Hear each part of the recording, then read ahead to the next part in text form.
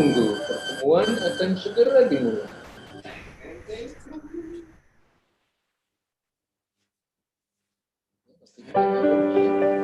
Tuh, udah lulus belum, Ci? Hah? Belum?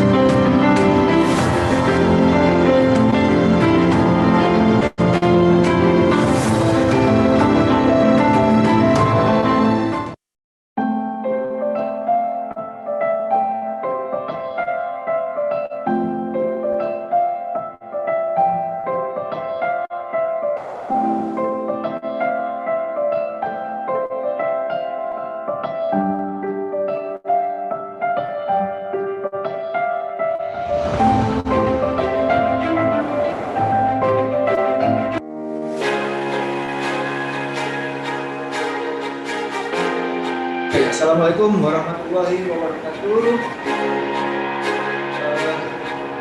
Semua baik di sini maupun yang online. Kenapa saya Wisnu Putra? Saya dari kelompok A. Kita akan mengadakan bicara-bicara terkait dengan apa yang biasa dilakukan di atas ini. Acara ini kita akan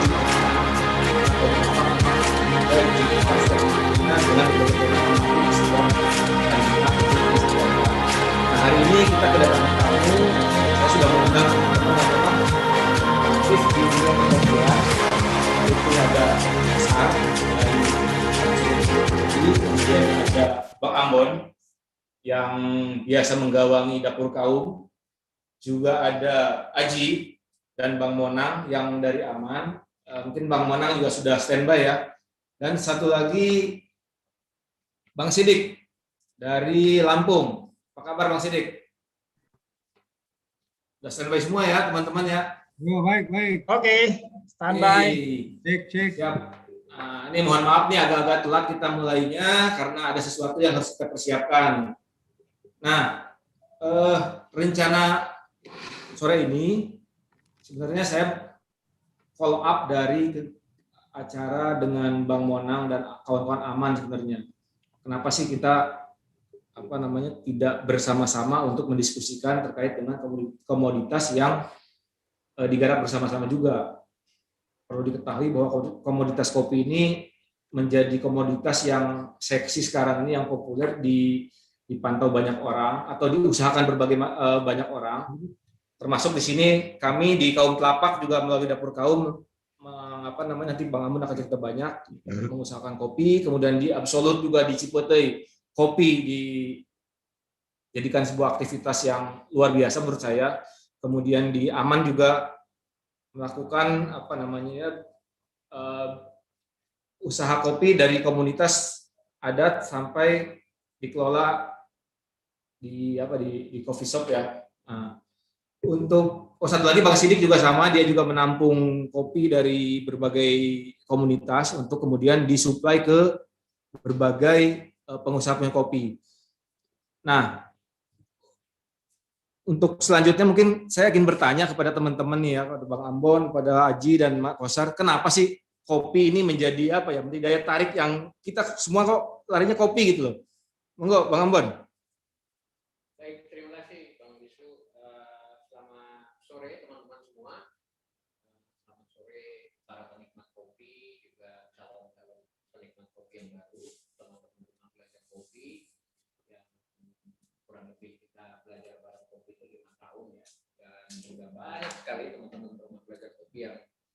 sudah mandiri dan sudah bisa terbang bebas, kemudian mengekspresikan dan mengembangkan tentang kopi. Jadi kenapa kopi? Memang dari awal kurang lebih 5 tahun yang lalu komoditas ini yang diprediksi akan menjadi salah satu komoditas yang roket. Karena faktanya data statistik dia perdagangannya nomor 2 setelah energi diperdagangkan di seluruh dunia. Wow. Jadi Eropa itu minum kopi, di Indonesia minum kopi, Amerika minum kopi, sementara ada komoditas-komoditas yang lain yang diproduksi tapi di Eropa nggak masuk di dunia. Jadi dia nomor 2. Nah, mengingat potensi itu, kala itu tidak banyak informasi tentang kopi.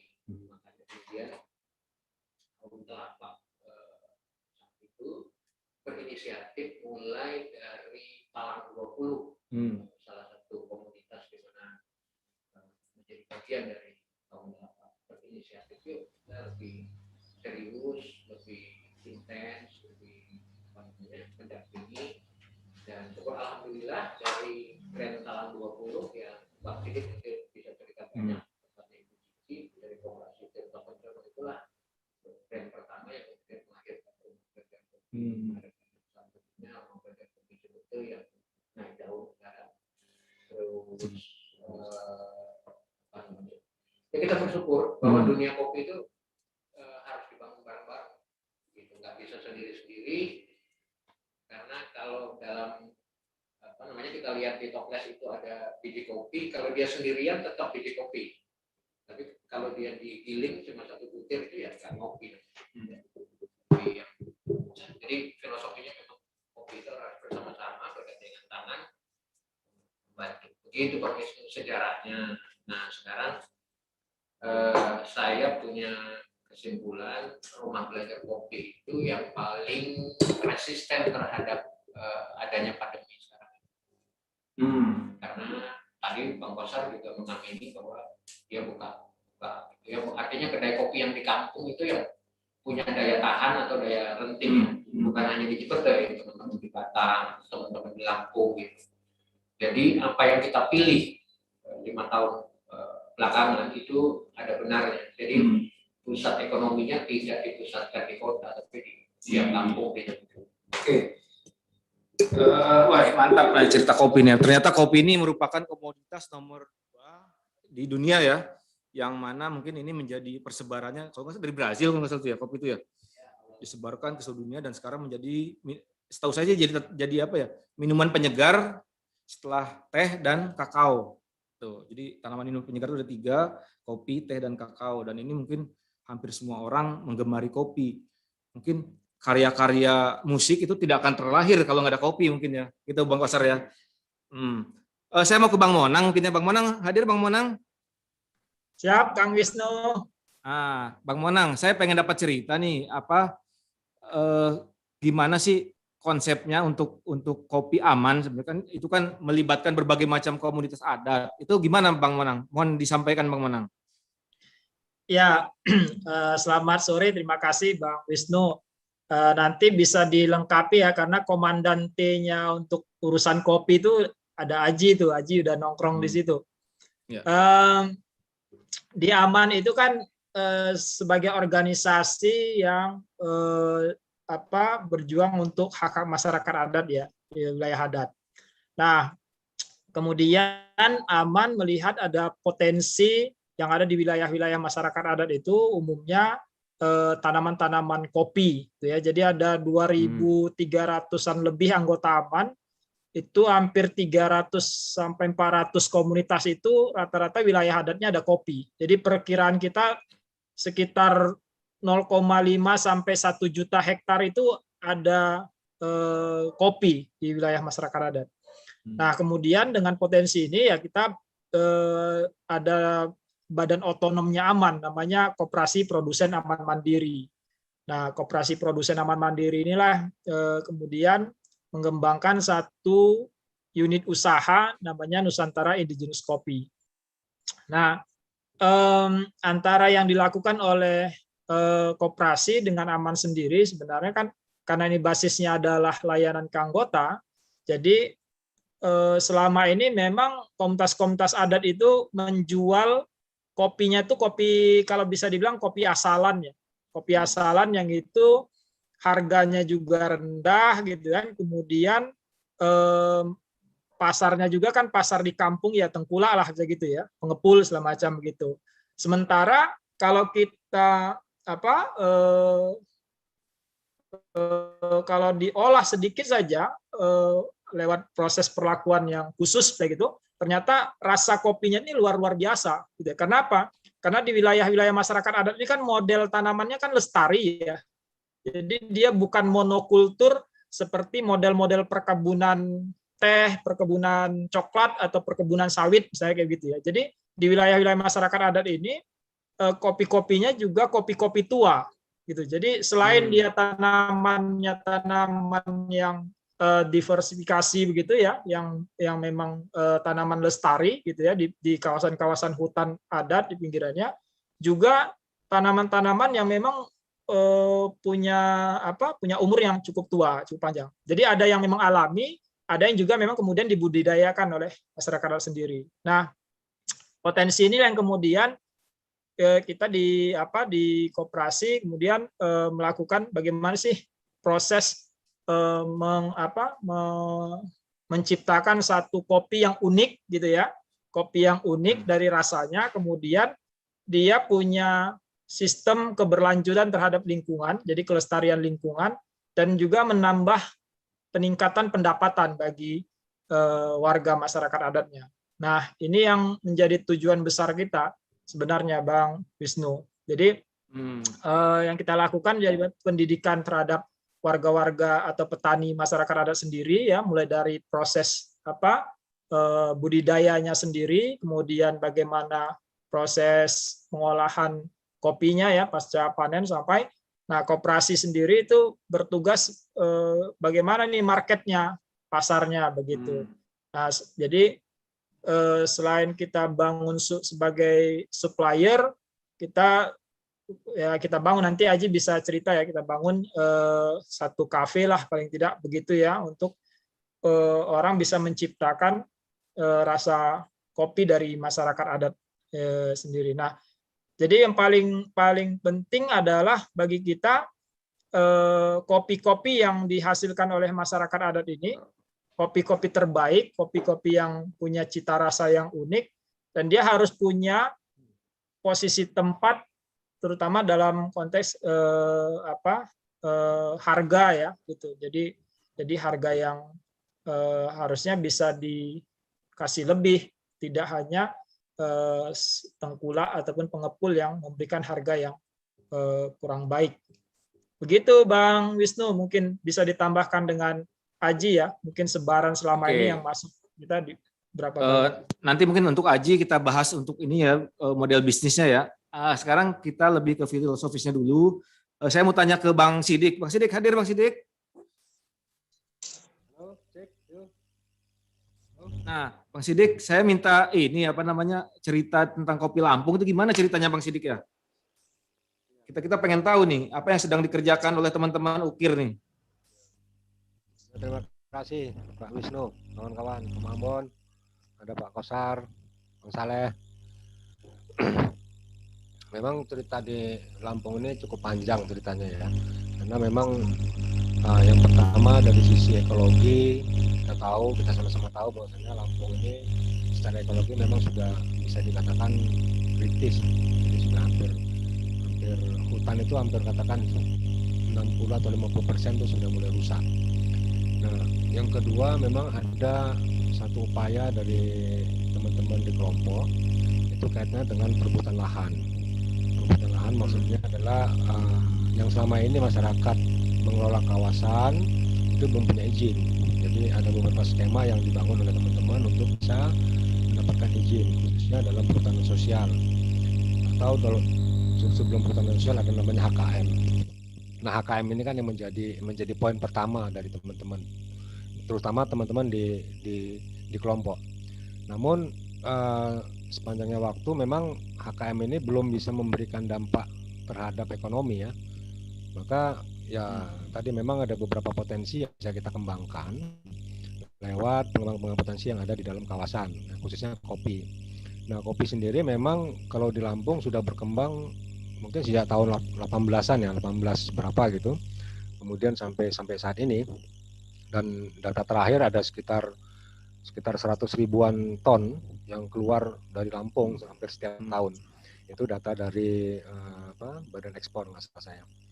Nah, artinya memang potensi kopi di Lampung itu cukup besar, khususnya kopi robusta.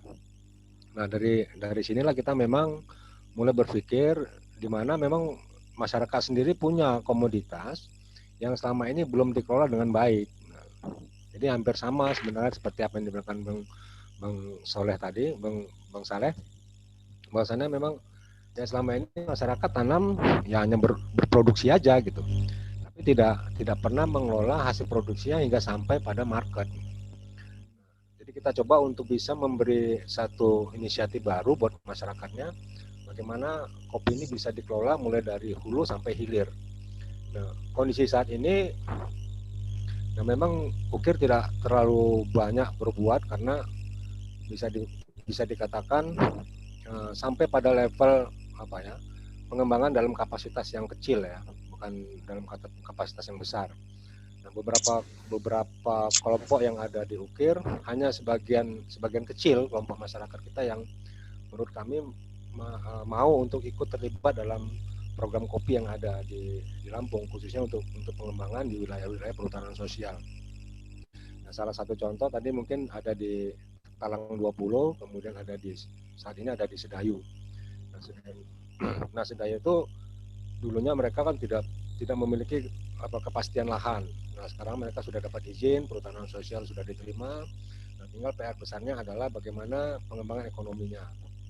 Nah, kopi ini menjadi bagian penting bagi kehidupan mereka karena memang salah satu kebutuhan ekonomi mereka dari kopi itu cukup tinggi. Nah, dari sinilah memang kita coba untuk mulai menggagas lah. Itu juga dibantu dengan teman-teman dari kaum Telapa juga, khususnya dari dapur kaum, untuk bisa bagaimana kelompok-kelompok ini mulai belajar bagaimana mengolah kopi, bagaimana mengembangkan kopi. Nah, walaupun kita tahu ini ada dua hal yang perlu disiapkan di tingkat masyarakat. Yang pertama terkait dengan kopi yang memang dipetik secara 100% itu memang matang atau buah merah. Yang kedua memang ada kopi yang memang dipetik secara asalan. Nah, dua hal ini masih menjadi dilema sebenarnya di masyarakat. Kenapa? Yang pertama, kalau kita semuanya petik merah, masyarakat juga tidak mampu melakukannya. Jadi memang harus secara bertahap. Nah, yang kedua memang kita mendorong masyarakat kita atau kelompok-kelompok kita, kalau kopi dikemas dengan bagus tanpa campur-campur, artinya selama ini kopi yang diminum oleh masyarakat kita atau masyarakat yang ada di Lampung khususnya ya, lebih banyak itu kopi yang sudah dicampur, khususnya campur beras atau campur jagung. Nah, sehingga menurut kami ini kurang baik juga ya untuk kesehatan kah atau yang lainnya. Dari situ kita coba mulai sedikit demi sedikit untuk bisa setidaknya membuat kopi yang memang betul-betul murni. Murni dengan harga yang katakanlah tidak terlalu tinggi, masih bisa terjangkau. Selama 2 tahun belakangan ini alhamdulillah perkembangannya cukup bagus. Jadi dari hasil panen pada tahun lalu sekitar 5 ton itu bisa langsung dikelola oleh satu kelompok. Jadi mereka tidak jual lagi ke tengkulak atau ke agen, jadi mereka kelola sendiri dengan kopi-kopi yang biasa. Nah, kopi-kopi biasa ini ternyata sampai saat ini menjadi ketertarikan tersendiri, khususnya yang saat ini sedang kita garap. Nah, mereka kecenderungannya lebih pada kopi yang saat ini sedang dikembangkan oleh kelompok kita, sehingga hasil atau pemasaran atau penjualan yang dilakukan oleh teman kelompok itu setidaknya saat ini sudah mulai meningkat. Walaupun tadi saya katakan tingkat jumlah atau penjualannya itu masih relatif kecil, karena hanya kalau sekali panen cuma dapat satu kelompok itu 5 ton ya, dengan jumlah 5 ton ini ya berarti kan cukup kecil ya. dalam konteks pemasaran. Nah, setidaknya itu Pak Wisnu yang bisa saya update untuk hari ini. Oke. Makasih banyak Bang Sidik. Nah, sekarang kita ke yang dekat ya, ke Bang Kosar. Nah, Bang Kosar ini apa ya? Udah banyak inovasi-inovasi yang dibuat, yang saya lihat di Instagramnya. Kemudian, wah dia banyak promosi tuh. Mari kita dengar langsung ya. Gimana, Bang Koko? Nah, cepet deh. Enggak? Oke. Sebenarnya Absolut Kopi itu hadir karena melihat ada salah satu persoalan besar sebenarnya waktu itu di sana. Jadi masyarakat sudah nanam kopi banyak sekali dan kemudian dibabat habis. Itu karena kenapa? Karena pasar. Pasar yang waktu itu karena tidak ada yang bisa menampung barang-barang itu langsung dari petani sehingga melalui perantara-perantara dari berbagai melewati rantai-rantai pedagang sehingga harganya itu sangat murah sekali. Nah kami waktu itu kebetulan bersama-sama juga dengan Dapur Kaum coba untuk mengangkat sebenarnya mengangkat kopi yang ada di sana. Di samping kita memperkenalkan kopinya, karena memang kalau bicara kopi Cipete orang pasti bertanya-tanya, Kopi Kopeteuy. Cipete di mana Cipete, begitu. Yang kemudian itu kita coba promosikan itu pertama. Kedua, kita coba untuk mendekatkan teknologi di kampung. Jadi masyarakat di sana harus bisa mengolah kopinya sendiri dan juga katakanlah menyajikan secara langsung. Sebetulnya proses itu telah terjadi zaman dulu ketika waktu ada katakanlah generasi kakek nenek kami, mereka langsung mengkonsumsi itu. Nah dari situ kenapa tidak sekarang dengan teknologi yang dimudahkan katakanlah ya prosesnya, dulu secara manual, sekarang sudah banyak mesin yang kemudian supaya masyarakat di kampung sana itu ngopi dengan kopi hasilnya mereka sendiri. Nah itu yang kemudian menurut kami menjadi ini juga pembelajaran sebetulnya ya, terutama di kala pandemi sekarang. Nah kita lihat kalau di perkotaan banyak sekali kedai-kedai dan lain-lain itu pada tutup. Gitu ya. Di kami tadi Bang Ambon tadi sempat singgung soal daya lenting di kampung memang agak cukup kuat, cukup fleksibel. Nah, yang kemudian kami pun berpikir waktu itu kedai tetap buka, tetapi tidak selamanya kedai ini akan terus buka dan bisa menampung banyak orang. Karena kedai kami sangat kecil sekali sebenarnya, gitu ya. Dan itu sangat sederhana sekali. Tetapi kami yang coba kami bangun adalah bagaimana masyarakat di sana memiliki kebanggaan dengan kopinya sendiri, sehingga dia punya kopi tetapi ngopinya tuh dari produk-produk konvensional yang datangkan dari luar. Saya pikir pasar itu tidak jauh dari dari lingkungan kita sebenarnya. Maka kemudian kita coba bangun, kita coba kembangkan produk-produk. Salah satunya ada produk kopi yang itu bisa dikonsumsi langsung, gitu ya, macam kopi saset. Gitu. Nah, kenapa kopi saset? Itu tadi dengan perubahan yang terjadi sekarang, perubahan di masyarakat ya, mereka semangat kembali untuk nanam. Untuk saat ini sudah ada sekitar 20 ribuan tanaman baru yang ditanam. Gitu. Belum yang existing yang sudah ada, gitu ya. Sehingga 3 tahun ke depan itu diproyeksikan ada 25 sampai 30 ton green bean yang akan dihasilkan di Kecamatan Kabandungan. Ini pun PR kan sebetulnya bagi kita. Nah, kemudian melalui kopi mix ini yang kemudian yang kita coba bangun. Kami belum dulu berpikir untuk ekspor dan lain-lain gitu ya.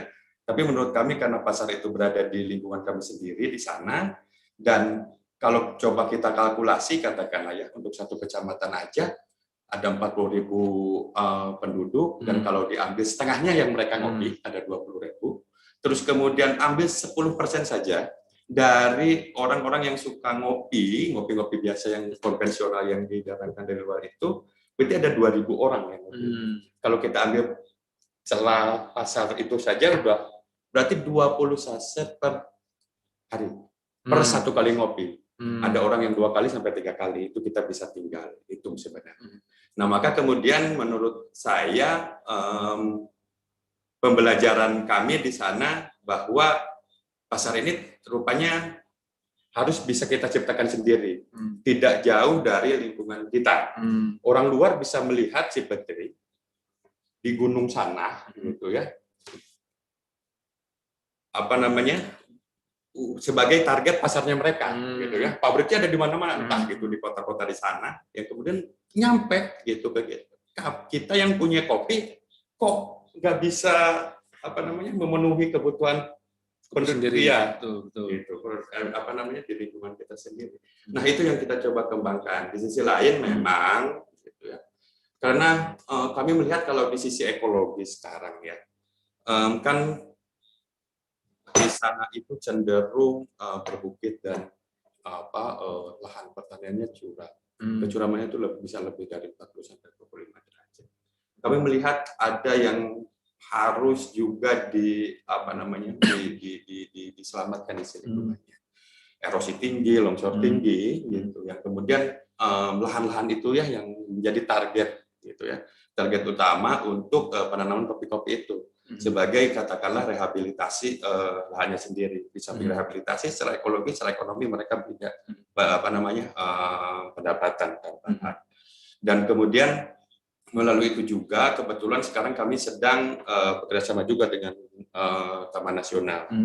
Jadi ada kemitraan konservasi di sana. Kalau tadi Bang Sidik melalui perhutanan sosial di Lampung, karena di tempat kami Taman Nasional ya hutan konservasi, sehingga pendekatannya adalah kemitraan konservasi. Nah, di sana kami juga tidak berpikiran untuk kopinisasi, tentu saja, karena di sana harus ada juga pohon-pohon lain ya, terutama pohon-pohon yang memang sudah asli yang ada di sana, dan juga ada pohon buah-buahan yang sedang akan ditanam di sana. Itu pengembangan yang dalam rangka perluasan yang kami lakukan. Itu kami lakukan sekarang di perluasannya di 8 desa di 2 kecamatan saat ini berjalan. Begitu. Oke, baik, makasih. Menarik ya. Jadi dari Cipete ada pembelajaran bagaimana mereka memproduksi kopi yang kemudian diserap oleh orang-orang di sekitarnya itu sendiri dengan tadi kopi mix ya, kopi saset dalam tanda kutip gitu. Itu udah banyak ya yang dijual ya. Sudah. Oke. Lumayan banyak. Nah, kalau bisnis kopi ini kan sebenarnya kan tadi teman-teman punya cerita hulu yang ada tadi bagaimana komunitas adat tanah-tanahnya terjaga dengan baik, kemudian ekologi juga terjaga. Nah, ini kan ujung-ujungnya ketika misalkan semuanya terbangun dengan baik, otomatis kan ada produksi yang melimpah.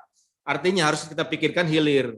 Nah, saya ingin dapat penjelasan nih, gimana sih sebenarnya kopi atau hilirnya kopi ini seperti apa sih? Kita ke Bang Ambon dulu ya, Bang Ambon.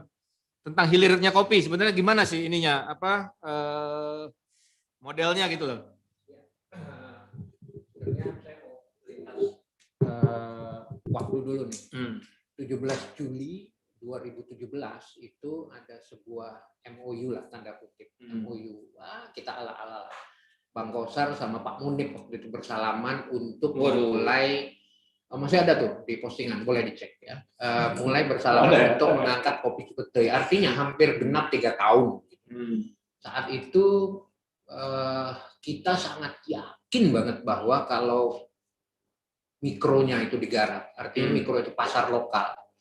Jadi ada perubahan perilaku, ada perubahan produksi konsumsi.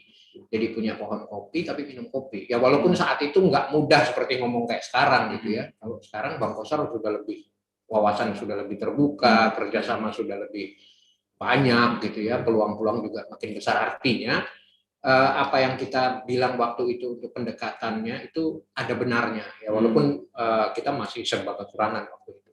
Jadi memang berbicara hilir, kopi ini memang dia harus dicecap, jadi kalau kita ngomongin penduduk Indonesia 270 juta, tadi Bang Kosar ngomongin angka-angka meminum kopi, iya, itu memang harus dicecap gitu. Nanti urusan bahwa dia akan balik lagi beli itu urusan belakangan. Tapi bagaimana misalnya dari seluruh penduduk Indonesia ini usia yang minum kopi ya, kalau sekarang sudah nggak khawatir untuk kopi, sangat tidak khawatir karena kopi itu udah lifestyle. Pagi, siang, sore, break, malam bahkan itu sudah nggak kopi. Apalagi misalnya inovasi-inovasi teman-teman barista sudah banyak ya, kopi kekinian, dari indigenous kopi juga menawarkan cerita kopi. Jadi kopi itu bukan hanya yang dicecap atau yang dinikmati, tapi ceritanya. Nah, kenapa misalnya teman-teman ini punya produk yang kemudian bisa digunakan sekarang. Jadi bukan hanya menjual komoditas, tapi bagaimana menjual komoditas itu menjadi sebuah daya tarik di hilir gitu ya. Jadi saya mau bilang karena 5 tahun ini memang belajar di kopi banget, seneng banget gitu. Terus ini harusnya menjadi penyemangat gitu buat teman-teman lain, sekalipun main di kampung di mikro gitu, tapi dia punya daya lenting yang bagus, apalagi pas saat pandemi ini ya, gitu. Dengan inovasi yang sederhana, kemudian peluang-peluang dari pemerintah, jadi hilirnya tidak mengkhawatirkan. Namun harus ada paradigma yang dirubah. Seperti Bang Sidik tadi singgung, untuk Lampung itu dia jualnya bulk ya, besar gitu ya, jadi ton gitu. Nah, kemudian kita kemarin cuma masuk dengan ajakan untuk membuat yang specialty karena robusta dia buatnya yang fine. Jadi petik merah, nggak perlu harus semua, karena yang asalan tetap harus ada masuk ke industri-industri. Tapi yang merah itu menjadi satu bonus karena harganya jauh lebih tinggi dibandingkan dengan kalau dipetik asalan. Jadi kesimpulannya kita bisa simpulkan, tren pasar kopi itu masih sangat baik, bahkan akan terus berkembang, namun perlu ada kebaruan yang ditawarkan. Kebaruannya itu apa? Misalnya menyeduh dengan ditambah muatan lokal, apakah itu misalnya gula semut, gula aren dan lain-lain. Itu sih Bang Wisnu. Oke. Makasih Bang Ambon. Menarik juga ya. Ternyata kopi itu tidak hanya dicecap gitu. Yang saya dengar juga Bang Ambon ini menginisiasi piknik kopi ya Bang ya. Jadi orang-orang diajak untuk datang ke perkebunan kopi, melihat kopi itu seperti apa, kemudian bagaimana panen, bagaimana mengolah gitu ya. Salah satu destinasi yang paling diminati adalah Cipete, piknik kopinya, dan dia mencatatkan rekor piknik kopi Cipete itu guide-nya tunanetra. Ya, namun karena situasi sesuatu dan lain hal kita belum bisa lanjutkan gitu. Tapi ini mungkin menjadi catatan buat kita semua. Filosofi kopi itu tidak bisa maju sendiri. Dia harus bersama-sama, harus digarap bareng-bareng, karena budaya kopi itu bukan budaya seorang, tapi budaya sebuah masyarakat, masyarakat sipil yang harus luas. Oke, terima kasih Bang Ambon. Nah, saya juga mengetahui ini teman-teman juga kan model bisnis kopi ini ada di roasting, kemudian ada di kopi seduhan, kemudian teman-teman juga banyak mendirikan. Hampir kita nih, Dapur Kaum punya kedai, kemudian Absolut juga ada ya, ada kedainya. Terus Aman juga ada. Nah sekarang saya pengen dengar nih dari Aji nih, dari Aman. Gimana sih seluk-beluk membangun bisnis kopi untuk katakanlah berhubungan langsung dengan konsumen? Monggo Mas Aji.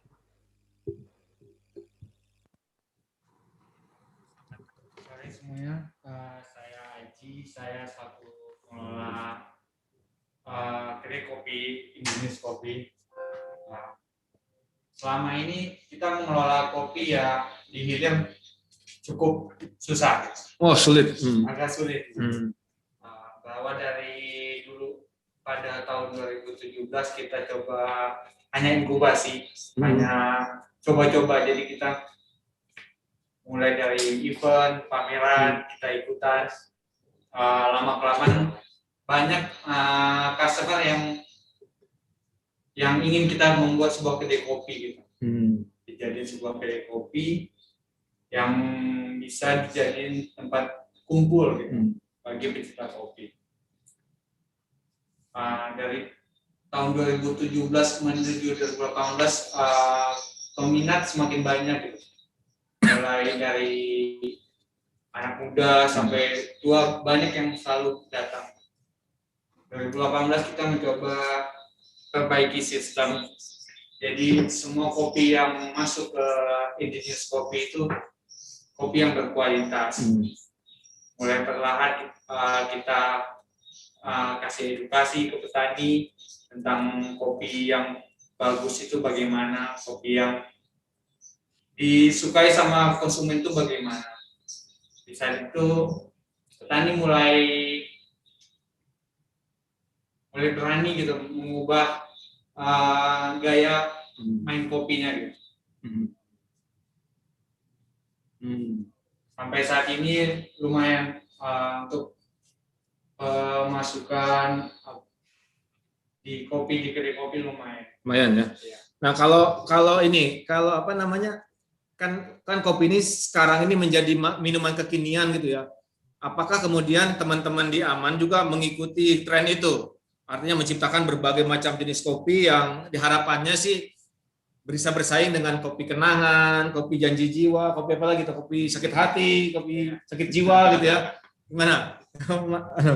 Kalau itu kita mulai mencoba ke arah sana, cuma kita tidak meninggalkan identitas kita gitu, sebagai kopi adat.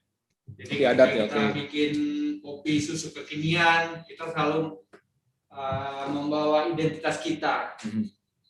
Misalnya kopi adat Bengkulu, kopi susu Bengkulu, kita mau membuat sebuah inovasi, nama komunitas adat itu kita jadiin nama kopi. Mungkin bisa kopi adat Bermani, komunitas Bermani, komunitas adat Bulu Lada gitu. Ya, oke. Kalau di Cipete gimana Bang Koko? Tren kan katanya nih orang lokal menikmati kopi hasil kebunnya sendiri. Itu seperti apa ceritanya Bang Kosar? Monggo. Tanggapan teman-teman di sana gimana dengan adanya kopi Cipete yang hasil disebarluaskan ini? Ini tanggapan awalnya lumayan lucu. Karena mereka bilang ini pahit. Gitu ya. Pahit banget karena ini memang beda kan gitu sebenarnya. Asli. Karena kopi asli dan tidak ada campuran apapun. Gitu. Dan kemudian pendekatan kita waktu itu kopi yang baik itu tidak pakai gula karena kita tahu dampak gula itu seperti apa gitu. Tapi kemudian seiring berjalannya waktu, karena memang kan waktu itu kita tidak hanya menyediakan seduhan kopi tubruk saja, tapi ada campuran-campuran tadi, ada kopi susu dan lain-lain, dan juga rupanya ini harus perlahan perubahannya gitu ya. Gula tetap kita sediakan dan kemudian untuk riset ketika kita jual kopi mix ya, kopi saset saja itu kita ada hampir 5 kali berubah dari sisi takaran gula dan kopinya gitu. Karena waktu itu kita masih riset, kita masih juga menggalang masukan dari calon konsumen kita tentunya. Ada ya pertama itu terlalu pahit. Padahal menurut lidah kami yang biasa nongkrong di kedai itu sudah pas, sudah cukup lah gitu ya. Gitu. Tetapi memang gitu ya, itulah yang menjadi tantangan kita sebenarnya ya. Kopi-kopi yang sekarang dijual, kopi-kopi konvensional itu lebih banyak gulanya dibanding kopi. Gitu ya. Kopinya itu paling berapa gram kalau kita lihat? Ukuran hanya ada yang cuma 5 gram saja kopinya saja. Gitu. Kalau kita lihat komposisinya dengan jeli itu, gitu ya. Juga ada campuran-campuran yang lainnya tentunya, gitu, gula dan lain-lain. Nah, kemudian juga kita coba membangun bagaimana mereka yang kan banyak orang-orang kampung yang dia bekerja di kota dan kerja di mana-mana dan dia pergi ada kadang-kala orang yang katakanlah dia punya mobilitas yang cukup tinggi ke kota. Nah, yang kita bangun adalah bagaimana agar orang-orang ini juga punya semacam pride gitu ya, semacam kebanggaan. Maka kemudian di sisi kepemilikan yang kita coba coba tawarkan waktu itu ke kawan-kawan lain ya, terutama ke komunitas pemuda itu dan juga ke petani itu untuk pemasaran kopi ini, untuk produksi kopi ini adalah usahanya bersama gitu ya. Jadi ada kelompok pemuda di sana yang yang pasukannya lumayan besar gitu ya, di skop Kecamatan Kabandungan ada ratusan orang di sana. Yang kemudian ada petani kopinya dan juga ada Absolut Indonesia sebagai perkumpulan dan juga Absolut Kopi. Nah, dan juga ada koperasi gitu ya, koperasi yang sebagai unit usaha bersama gitu. Dan kita bangun agar mereka coba memiliki ini gitu ya, bukan hanya sekedar mereka bangga karena di kampungnya ada kopi, tapi mereka juga sebagai pemilik. Nah, maka kemudian sekarang untuk pasar-pasar keluar, ke kota-kota itu dulu kami biasa ke kedai-kedai. Tapi sekarang agak turun itu, tapi orang-orang yang bekerja di kantor-kantor di Jakarta, di Bandung, dia bawa kopinya ke kantornya mereka. Jadi mereka ganti gitu, kopi yang di kantor mereka bekerja dengan membawa kopi yang dari kampungnya sendiri gitu. Dan mereka jadikan itu oleh-oleh setiap ada orang-orang yang berkunjung ke kampung seperti itu. Nah, terus kemudian yang lebih penting lagi adalah menurut kami di sana adalah bagaimana menjaga itu tadi pasar yang di luar dari ini, di luar kampung ini, gitu ya. Pasar-pasar, kedai-kedai, atau bayar-bayar kopi yang di luaran sana, yang di mereka strike banget terhadap kualitas. Gitu. Itu tantangan sesungguhnya.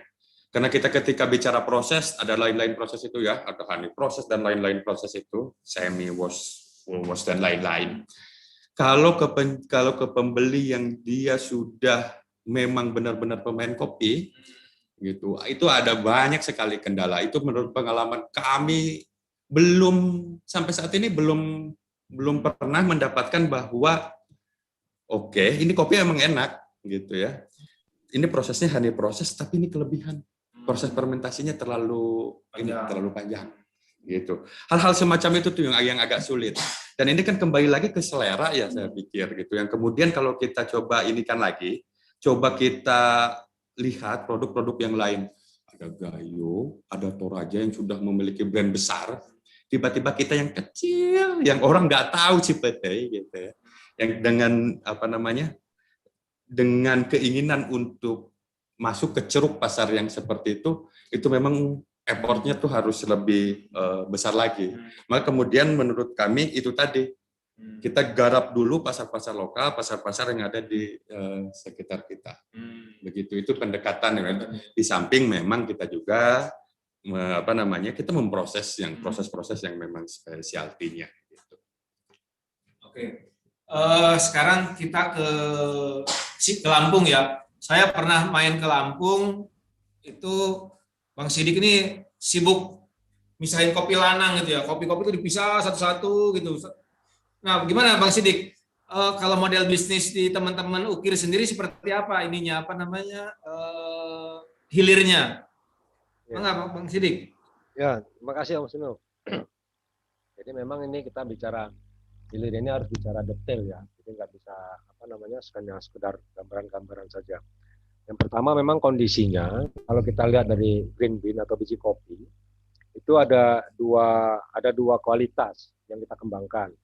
Yang pertama tadi memang sebagaimana kualitas biji kopi yang premium ya, petik merah, kemudian ada varian-varian yang proses wine atau proses wash segala macam. Nah, itu semuanya dikembangkan oleh kelompok-kelompok kita. Artinya mereka mulai belajar.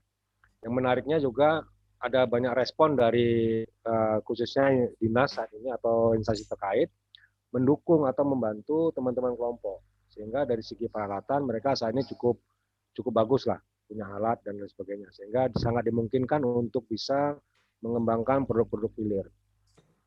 Nah, yang kedua memang ada satu produk yang memang kita kembangkan, itu tadi termasuk yang tadi ya Bang, misalkan yang model ada kopi lanang, ada kopi kopi wash atau wine, itu itu memang bagian dari apa namanya jenis atau bentuk varian yang dikembangkan oleh kelompok. Dan secara umum memang kalau dibandingkan dengan kopi, katakanlah kopi tetap dipilih, disortir dengan bagus, tapi memang dia petik sekitar 80 sampai 90%. Jadi 90% itu sudah, atau 80-90% itu dia udah kopi matang. Nah, kopi matang inilah yang memang kita kelola. Nah, dari sini memang sistem perdagangan atau sistem penjualan yang dilakukan oleh saya sendiri di UKIR atau dengan teman-teman kelompok, ini memang secara fresh. Jadi beda dengan komunitas yang lain mungkin ya, dengan warung-warung kopi yang lain. Jadi kita mulai masuk dari warung ke warung, tapi dengan melihat apakah kopi yang kita titipkan di satu warung itu habis pada saat itu. Kalau habis pada saat itu, maka kita mulai giling lagi dan kirim lagi gitu. Jadi memang bukan membuat kopi itu dalam bentuk banyak, kemudian diproses dalam bentuk bubuk yang besar gitu. Tapi kita memang secara perlahan masuk dengan kopi yang fresh lah, lebih fresh, kemudian harumnya juga lebih kuat gitu. Sehingga itu menjadi keciri khasan kita di tingkat lokal. Jadi kalau sudah pegang kopi kita, pasti dia akan tertarik. Karena apa? Karena yang pertama fresh, yang kedua memang ya harum dari kopi itu karena memang baru digiling ya, itu menjadi bagian daya tarik tersendiri. Sehingga dalam satu minggu ada beberapa kilo yang habis dalam satu warung. Nah, ini yang menjadi poin kita. Nah, teman kendalanya adalah ya kita kan harus secara operasional harus setiap hari berkeliling untuk mengecek satu persatu. Karena sampai saat ini kita belum menemukan katakanlah para warung yang memiliki keberpihakan. Jadi harapan kita sebenarnya kedai kopi memiliki keberpihakan kepada kopi atau khususnya kopi-kopi yang kita kembangkan saat ini.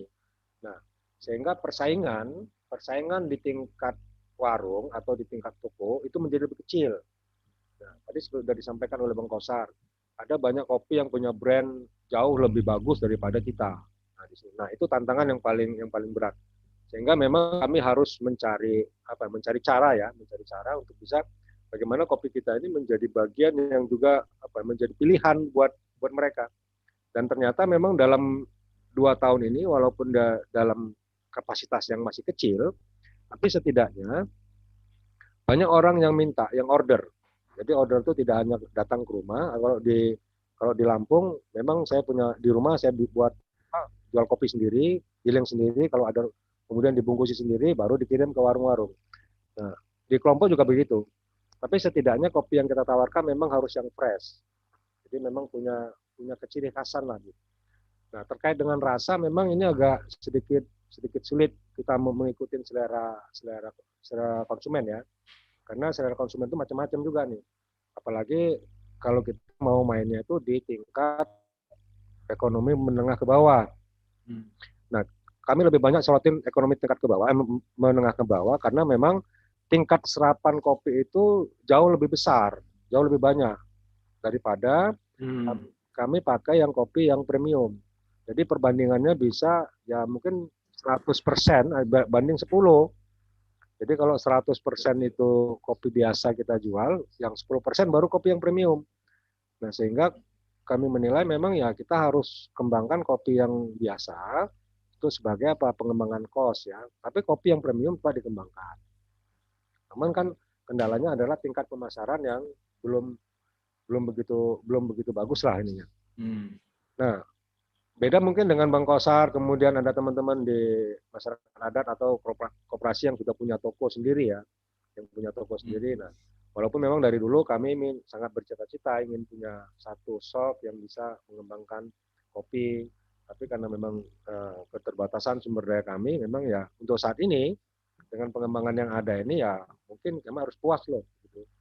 Dan dari segi finansial juga kalau saya melihat memang cukup bagus karena tadi saya katakan di tingkat hasil panen di kelompok kita olah sendiri, kemudian disortir sendiri. Nah, ternyata dalam satu kali musim kopi mereka juga habis gitu. Jadi nggak sempat jual ke beberapa tengkulak atau beberapa agen. Nah, harapannya kan memang semua kelompok, ya kalau kita hitung dalam semua kelompok hampir sekitar 50 atau 100 ton per kelompok, karena ada sekitar 1.500 hektar kopi yang ada di sana kan. Nah, setidaknya ada 50 ton. Nah, itu serapan-serapan begitu kalau nggak diserap oleh pabrik itu tidak mungkin. Nah, jadi alternatifnya adalah sebagian memang kita lakukan untuk pengembangan khususnya ekonomi, yang sisanya memang serapan pabrik juga menjadi bagian penting juga untuk bisa disuplai. Jadi memang ada kelompok juga sebagian menyuplai ke beberapa industri besar ya. Di Lampung karena ada 2 atau 3 industri besar lah yang menerima kopi-kopi robusta. Nah, saya pikir itu Bang Wisnu untuk pengembangan saat ini, untuk di hilirnya. Di hilirnya. Oke, makasih banyak Bang Sidik. Mungkin teman-teman bisa dapat insight dari Bang Sidik ya terkait dengan apa hilir di Lampung. Nah, sebelum ke berikutnya, mungkin kita akan putar slide ya. Tadi kita sudah menyiapkan slide.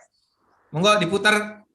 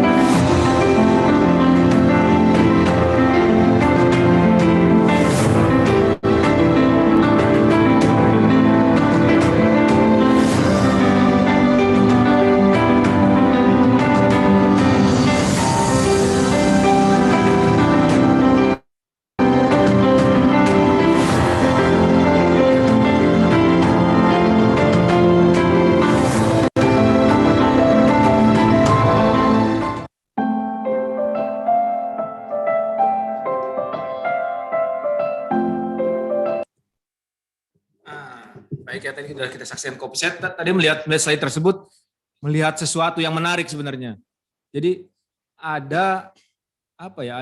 Jadi kopi itu bukan cuma kopi biji, kemudian minuman seperti ini, tapi ada juga cerita-cerita yang melatar belakangi itu semua. Bahkan tadi saya lihat di slide tersebut ada apa ya tadi? Kayak sekelompok orang yang memang diajarin atau apa ya? Yang tadi kelihatan mungkin punya keterbatasan ya. Nah, mungkin nanti kita cerita di dapur kaum bagaimana sih mereka bisa menjadi rumah belajar untuk teman-teman yang punya keterbatasan secara fisik seperti itu. Dan mungkin saya juga pernah ngobrol-ngobrol, dapur kaum ini punya inisiatif untuk melatih kaum tunanetra dan juga kaum tuli ya Bang Ambon ya.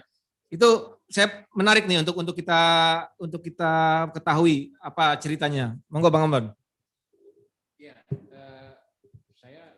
Bersyukur gitu karena dapat mandat dari teman-teman yang mendirikan dapur kaum gitu dan juga dukungan teman-teman rumah belajar gitu. Ini tidak semata-mata bisnis kopi, jadi jualan kopi menghasilkan uang, tapi mandat itu begitu luasnya dan kita juga bermanfaat untuk lingkungan sekitar. Salah satunya kita bisa membuka dapur kita itu untuk teman-teman difabel ya, yang saat itu kita senang sekali karena bisa terhubung gitu hulu sama hilir ya. Hilirnya itu adalah teman-teman difabel ini yang kemudian berencana akan buka kedai, gitu. Mereka tunanetra belajar seduh kopi, ya banyak cerita lah. Susah, iya susah. Gitu. Bahkan kalau Kosar ingat juga dia jadi salah satu narasumber untuk kelas seduh kopi tunanetra kedua gitu yang kita adakan di Bekel Teater Renggera waktu itu. Dan saya ingat Maret ya, 2019, artinya berjalan hampir 2 tahun untuk Cipetei, rumah belajar Cipetei, hampir 2 tahun kemudian membuka trip kopi gitu. Jadi memang Dapur Kaum sejak kelas pertama yang kurang lebih 2018 gitu, terus sampai sekarang itu membuka secara khusus kelas seduh kopi untuk tunanetra. Syukur alhamdulillah dari dukungan teman-teman rumah belajar, terus juga paling penting itu kan support Green Bean ya, support Green Bean, terus teman-teman di Gayo juga Bang Rio itu juga sangat mendukung rumah belajar Cipetei, terus dari Lampung. Karena dari biji-biji kopi itu teman-teman tunanetra bisa belajar. Sekarang sudah ada kedai kopi tunanetra, kita bilang walaupun bukan yang pertama gitu di Indonesia, tapi untuk di Jakarta itu yang pertama, Blind Coffee Specialty, ada di kawasan Ciputat, itu kelas kedua, Ilham, Yani, Sahrul, sama teman-temannya buka kedai kopi itu. Dan yang terakhir itu kita buka kelas lagi, bahkan teman-teman netra yang belajar itu kalau sebelumnya ada 4 orang gitu ya, kalau sekarang lebih dari 20 orang, 28 tepatnya. Beberapa diantaranya perempuan, dan mereka buka kita bantu untuk buka kedai kopi bentuknya gerobak kopi tues. Salah satunya yang sudah buka itu ada Mang Aduy di kawasan Selipi, Mang Aduy kopi tues, kemudian ada Resti, perempuan barista tunanetra yang keren banget dan podcastnya juga lumayan aktif, itu buka kedai kopi tues. Dan saya pikir ini sebenarnya niat awal kita adalah menghubungkan cerita yang tadi Bang Sidik sampaikan, teman-teman di hulu ingin punya gerai gitu. Nah kalau mereka hanya jualan kopi itu kan nggak ada ceritanya kopi, tapi kalau bisa disampaikan cerita dari teman-teman tadi itu bisa nyambung gitu. Dan akhirnya kita punya satu komunitas, Kakatunet namanya, komunitas kopi tunanetra, yang terakhir kita didukung oleh Sabdana untuk membuat pelatihan, dan sudah mulai mereka lebih baik manajemen keuangannya, jadi bukan sekedar jualan kopi tapi juga manajemen keuangannya didampingi, dan ini mudah-mudahan menjadi contoh yang lain. Dan kita senang Dapur Kaum itu selain bisnis memang, tapi juga kegiatan sosialnya dapat berjalan dengan baik. Saya pikir itu ya. Dan dalam waktu dekat kita akan komunitas kopi tunanetra goes to Lampung, jadi ada permintaan teman-teman difabel di Lampung.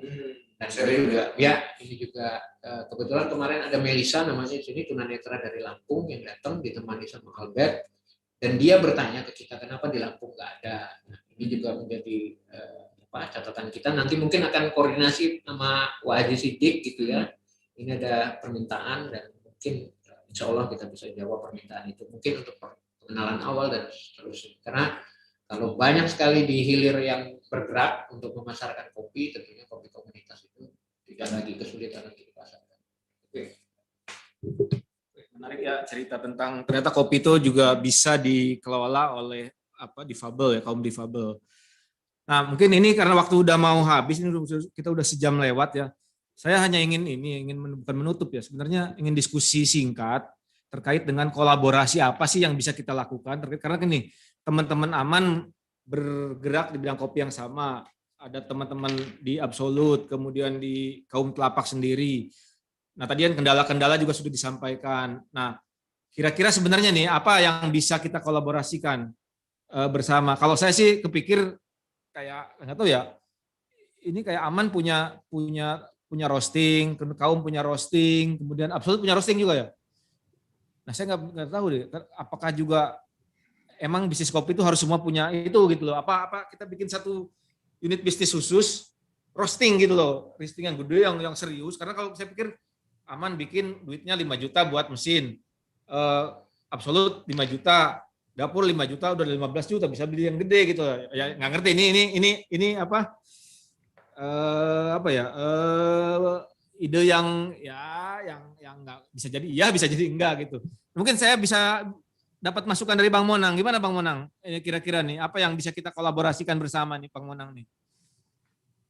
Ya, saya tadi udah disampaikan juga ya bahwa soal hilir ini ya. Jadi tantangan terbesar kan bahwa kopi-kopi yang kita hasilkan ini kan bukan kopi asalan lah kalau bahasa ininya gitu ya. Cuman trennya kan sekarang mau kopi bagus kek, mau kopi asalan, tapi kalau diracik dengan rasa yang aneh-aneh gitu kan, itu kan pasarnya sekarang gitu ya.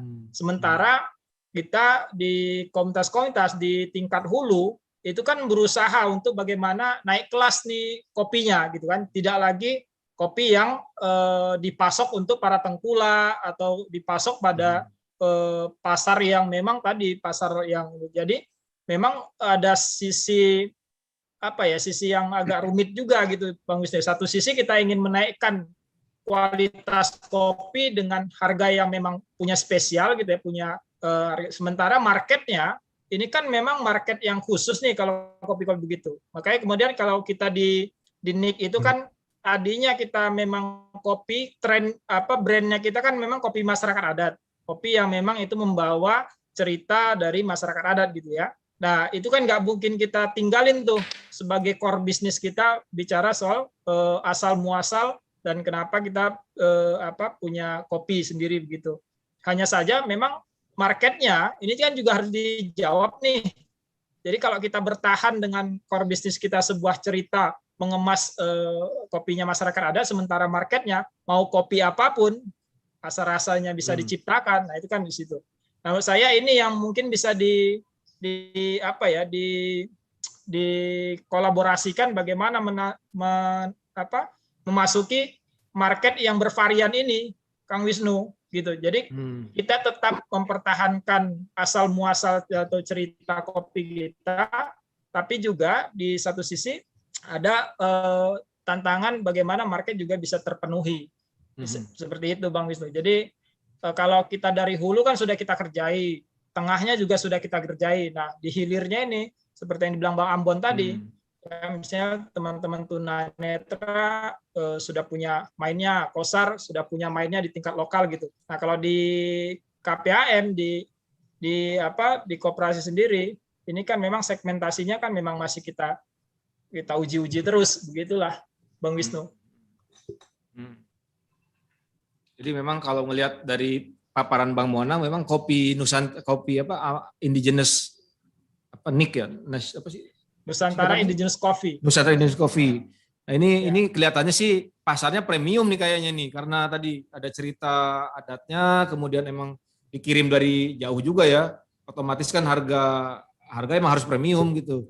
Sementara tadi dari Bang Kosar dia coba bukan Bang Kosar, Sidik menyampaikan bahwa pasar dia adalah pasar bottom low ya, middle low gitu. Nah mungkin ini juga ada treatment masing-masing ya. Kita menciptakan produk yang khusus untuk premium dan untuk low gitu ya. Coba gimana ya itunya enaknya. Semua kolaborasi sebenarnya ini kan permainan branding sebenarnya ya. Jadi bagaimana si indigenous coffee ini bisa menjadi sebuah kopi yang dikenal orang dengan kopi yang berkualitas dan high quality banget gitu. Kalau perlu memang harganya tuh spesial banget, mahal banget gitu. Yang jelas nggak bisa kita jawab sekarang ya. Yang jelas mungkin titik temu dari kolaborasi organisasi seperti apa mungkin ya kita sambil jalan aja sambil mengalir gitu Bang Monang ya. Karena memang tidak bisa juga langsung kita menentukan oh ini gitu. Seperti itu. Mungkin Bang Sidik ada masukan nggak Bang Sidik? Ya, jadi kalau aku sederhana sebenarnya, Om Wisnu. Yang pertama kalau kita mau bicara tentang yang premium ya, jadi ini menjadi salah satu poinnya kalau kita mau bicara yang premium. Jadi memang ada kopi-kopi yang memang untuk kualitas-kualitas terbaik, kemudian untuk orang-orang yang memang seperti yang disampaikan oleh Bang Bonang tadi. Karena memang aku yakin semua wilayah, termasuk di Cipete, kemudian di teman-teman di yang disabilitas, kemudian di Kopi Injenis juga punya ciri khas. Nah, setidaknya kalau memang ini mau dikolaborasikan dalam konteks sebuah kopi yang bagus ya, memang ya tidak ada masalah satu grey gitu loh. Satu grey itu menjadi bagian dari cerita kopi itu semua. Jadi kopi Nusantara itu menjadi bagian kopi yang ada di komunitas kita begitu. Nah, persoalannya kan saya nggak tahu kalau misalkan grey teman-teman nanti misalkan ada yang bersaing dengan kopi-kopi yang lebih bagus gitu, misalkan Toraja, kemudian atau misalkan juga kopi dari Mandailing kah yang di luar dari komunitas ya. Nah, apakah itu juga bisa masuk dalam skema usaha hilir di tingkat kolaborasi kita ini, atau memang hanya kopi-kopi kita memang yang menjadi ciri khas ya kopi-kopi yang memang sudah secara inklusif ya kita memang kita punya sendiri aja gitu. Nah, yang kedua, ini kan bicaranya soal serapan kopi. Nah, saya yakin kalau di tingkat kita, memang pinginnya adalah kopi yang cukup bagus, premium, yang harganya cukup fantastis. Dan mimpinya adalah kopi itu bisa terjual mahal. Tapi pada realitanya, kalau sekali panen di tingkat masyarakat itu ada sekitar 50 ton, nah terus tingkat serapan yang mau kita lakukan itu seperti apa? Nah, ini kan menjadi sebuah harus ada strategi yang berbeda begitu. Nah, sehingga kalau dalam ranahku adalah kalau kita lihat persaingan kopi yang ada di pasaran saat ini, kopi Lampung yang biasa banyak larinya ke kopi kapal api misalkan. Artinya dia tidak melihat seberapa bagus kopi yang mereka kirim ke industri, tapi tingkat serapan di tingkat petani menjadi lebih besar. Nah, ini menjadi kekuatan di tingkat kekuatan industri untuk bisa terus merangkul teman-teman yang katakanlah tadi kalau kita mau merubah sebuah wacana atau sebuah propaganda baru ini kopinya lebih bagus. Nah, setidaknya ini menjadi PR yang cukup besar juga begitu. Nah, harapanku adalah kalau kita mau main pada level yang saat ini ya, nah tinggal kita memilih, kalaupun kita coba dengan yang premium, nah maka kopi yang dikirim atau kopi yang siap dikolaborasikan adalah kopi-kopi yang punya cerita sendiri ya. Tadi seperti dibilang ada Talang 20 yang memang punya cerita sendiri. Ada kopi Sedayu yang menurut saya itu memang cukup unik juga. Kenapa? Karena biasanya orang yang mampir di Sedayu itu cuma bilang kopi bubuk sambil bubuk gitu, sambil tiduran gitu. Nah, kan konotasinya sudah cukup kalau kopi sambil tidur itu sebagai apa gitu kira-kira ya. Kopi pangku ya sama ya. Nah, sama dengan kopi pangku begitu. Tapi saat ini propaganda itu semuanya berubah. Jadi memang ada cerita yang lain dengan kopi Sedayu. Jadi orang sekarang sudah mulai tahu bahwasannya kopi Sedayu ini kalau diolah dengan bagus ya akan menghasilkan sesuatu yang bagus. Nah, tapi kan persoalannya tadi saya bilang yang level medium lah ya di tingkat ekonomi, di tingkat petani harus kita pikirkan juga bagaimana sistem serapan mereka. Nah, kalaupun kita mau bangun, artinya tetap pada pola yang kopi yang memang berkualitas. Dalam tanda kutip berkualitasnya adalah ya kualitas kopi memang yang katakanlah yang saat ini disortir memang ya, kopi disortir. Ya, bukan kalau dia disebut dengan kopi asalan saya kurang setuju juga sebenarnya. Karena kopi 90% rata-rata kopi petani itu memetiknya 90%. Tapi apakah di dalam kopi yang banyak itu ada batu, ada sampah, ada ini. Nah, ini sebenarnya kan ada yang busuk. Nah, ini sebenarnya kan gampang disortir. Kalau kita punya teknologi itu paling gampang disortir. Karena kita punya saringan, ya paling mudah lah. Nah, setidaknya inilah yang menjadi poin kita. Poinnya adalah kalau kita mau kolaborasi, bentuk serapan untuk masyarakat menengah ke bawah sebagai menjawab untuk tantangan serapan kopi dari tingkat petani. Sehingga mereka mampu bertahan. Tapi kalau memang nanti serapannya kecil, saya sangat yakin di petani juga dia akan berpikiran, waduh ini serapannya kecil, kebutuhan tinggi. Nah, akhirnya kembali lagi pada masa yang akan lalu, yang masa-masa lalu. kopi akan dipetik asalan juga, tidak ada nilai tambahnya juga. Nah, itu tantangan yang cukup berat memang ini. Begitu Om. Oke. Dari Wasar gimana, Sar? Saya memiliki keyakinan begini. Kalau kita misalkan 3 sampai 5 tahun ke depan ini bisa membuat perubahan naik ke kopi specialty, maka kemudian kopi asalan itu akan berkurang. Pabrik-pabrik kopi itu akan kekurangan pasokan. Sehingga mereka dituntut untuk menggunakan kopi-kopi yang memang sudah dikelola dengan baik oleh masyarakat.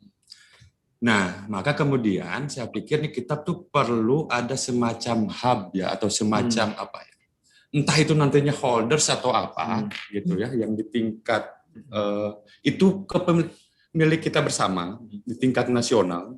Itu yang memayungi bisnis-bisnis komunitas. Jadi dia yang lebih banyak berperan untuk market pemasaran itu. Jadi saya teringat dengan pepatah Palu Gada. Apa yang minta saya ada, gitu ya. Ada semua. Maka kemudian kopi-kopi yang berasal dari komunitas-komunitas itu karena kita akan memiliki kelengkapan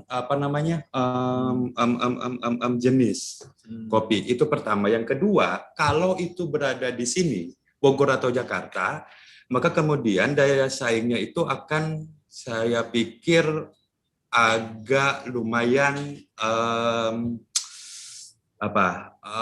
setidaknya karena banyak sekali serapan itu kopi itu ke Jawa yang dari pulau-pulau lain.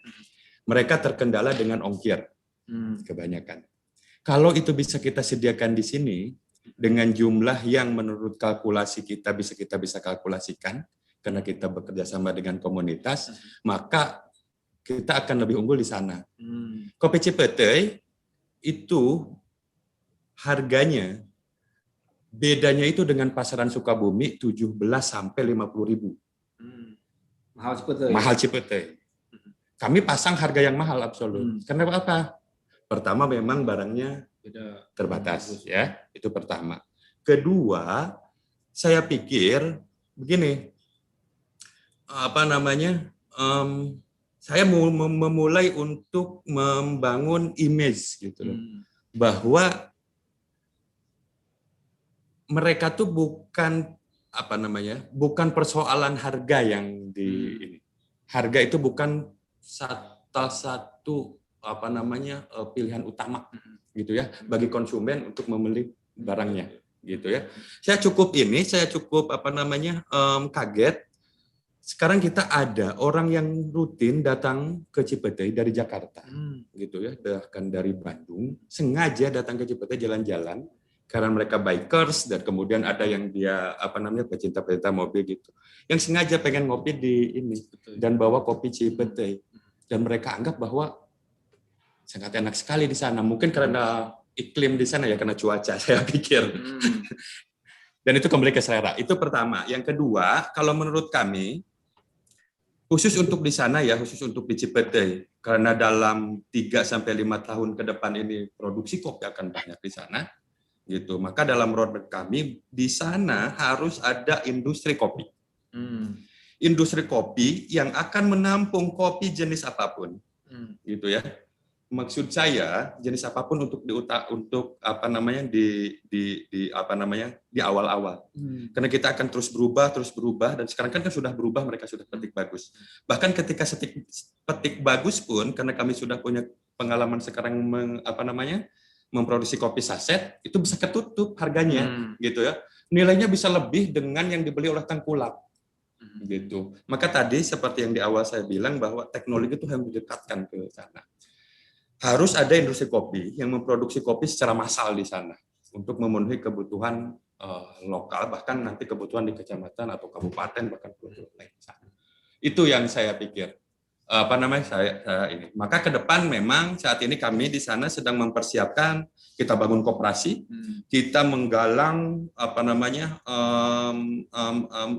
kekuatan di tingkat basis, gitu ya, untuk basis produksi, termasuk basis finansial yang untuk kooperasinya. Kita kumpulkan di situ dan kemudian insya Allah di 2025 itu akan ada industri kopi di sana. Cita-citanya begitu. Oke. Jadi memang untuk apa namanya, untuk Absolut sendiri sudah memikirkan sampai kita bikin industri ya, industri anak kopi. Kita bikin gampangnya pabrik kopi lah, Ya. seperti itu ya. Mirip outlet ya kalau di Bogor. Betul. Gitu ya. Oke. Ya, itu menarik tuh. Mungkin ini waktu udah mau habis ya. Itu closing statement mungkin dari Bang Ambon. Ada yang mau disampaikan Bang Ambon? Ya, singkat aja kalau bicara kolaborasi ini kita harus dudukkan dulu bahwa bisnis modelnya seperti apa. Yang paling dekat itu koperasi Sukahejo di Garut. Kalau mau belajar. Oh, udah ada. Ya, sudah ada. Kalau mereka itu lebih panjang waktunya dari 2019 membangunnya. Sejak petani menjaga hutan, kemudian panen petik merah, kemudian mereka dari 1 kontainer mengirim ke Amerika sampai sekarang lebih dari 20 kontainer. Kan artinya ada model yang bisa kita lihat gitu belajarnya.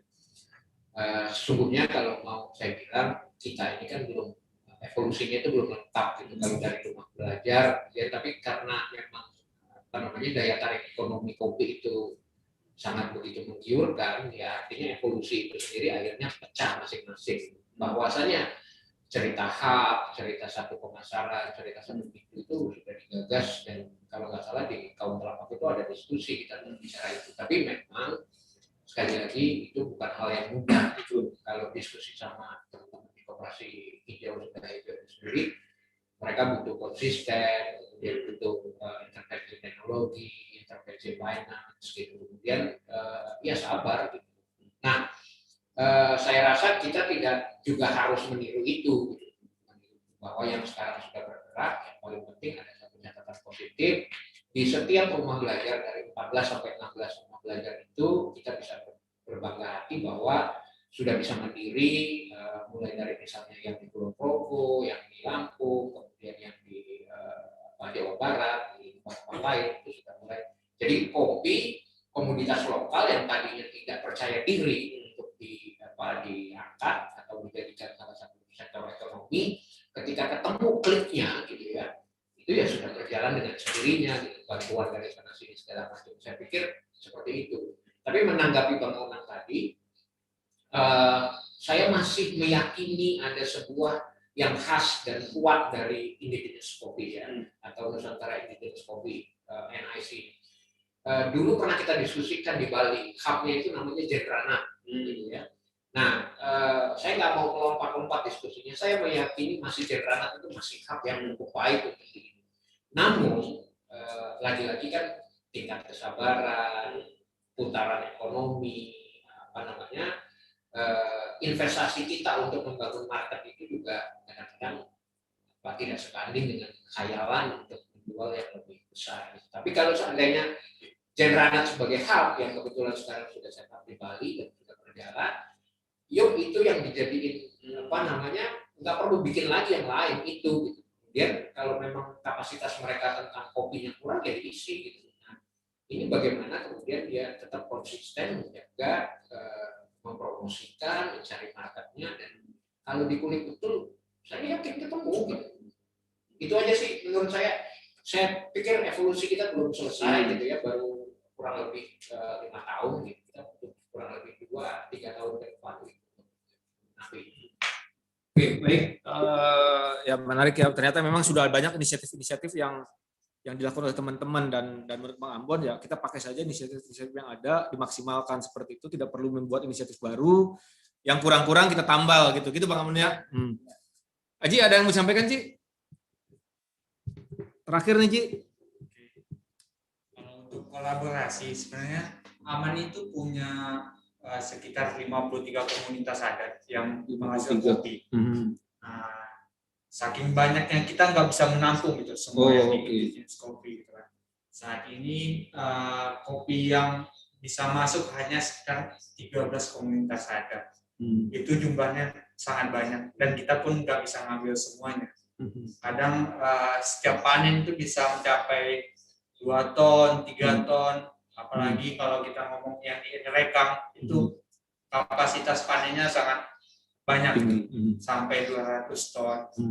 Makanya kalau untuk kolaborasi mungkin dengan Absolut Kopi, Kopi Kaum, kita bisa maksimalkan kopi-kopi yang ada dari komunitas adat itu untuk dikenalkan gitu loh di masyarakat umum. Ya, artinya begini, artinya kan sebenarnya yang dimaksud oleh Aji bahwa kami bisa menyediakan ratusan ton kalau perlu ketika misalnya pabrik lo itu udah ada gitu, itu seperti itu. Ya mungkin nanti kita tinggal lihat DNA bisnisnya apakah kemudian cerita tentang komunitas ini menjadi sesuatu yang harus kita pertajam gitu, kita perkuat seperti itu. Ya mungkin itu saja mungkin teman-teman hari ini diskusinya. Mohon maaf atas kurang-kurangnya. Ini udah mau 5:30 juga. Mohon maaf teman-teman, ada Bang Wancino, ini ada banyak juga yang ikut. Terima kasih banyak. Mohon maaf kami tidak buka kesempatan untuk berdialog karena terlalu asik, ternyata ini waktunya kurang nih, harusnya dari jam 3 nih. Gitu. Terima kasih banyak. Mungkin saya mohon pamit. Assalamualaikum warahmatullahi wabarakatuh. Terima kasih ya.